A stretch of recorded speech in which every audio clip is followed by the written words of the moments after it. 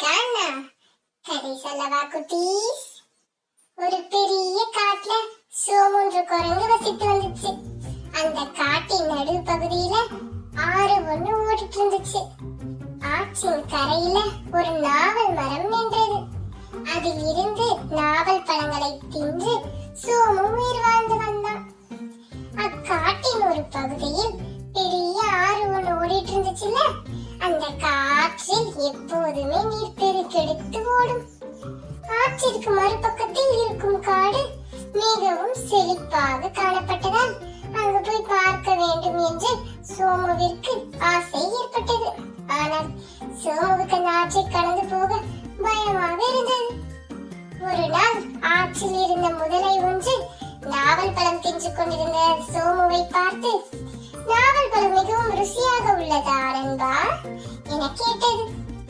குரங்கும், முதலையாரே, உமக்கும் சில நாவல் பழம் பறித்து தருகிறேன், சாப்பிட்டு பாருங்கள் என்று சோமு பழங்களை சிலவற்றை பறித்து ஆற்றில் வாயை பிளந்து கொண்டிருந்த முதலையின் வாயில் போட்டது.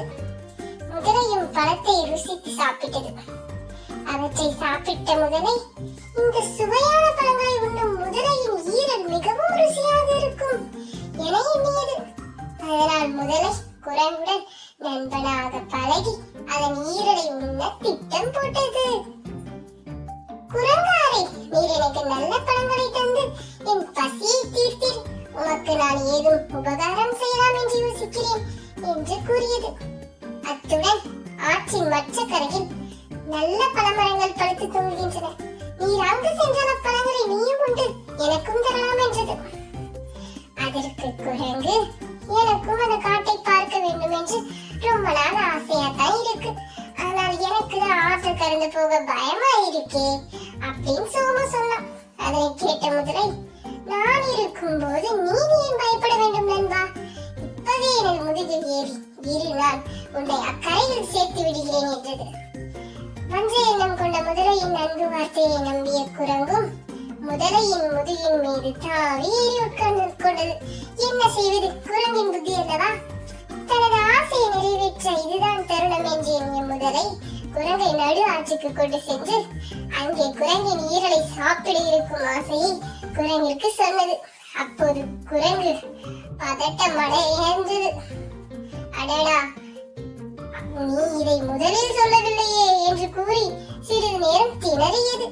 நீரில் நனைந்து ஈரல் பழுதாகிவிடும் என எண்ணித்தான் தனது ஈரலை எடுத்து மரக்கிளையில் வைத்து விட்டு வந்து விட்டதாக கூறி, என்னை திரும்ப மரத்தடிக்கு கொண்டு செல், நான் அதை எடுத்து மாட்டிக்கொண்டு வருகிறேன் என்று சமயோசிதமாக கூறியது.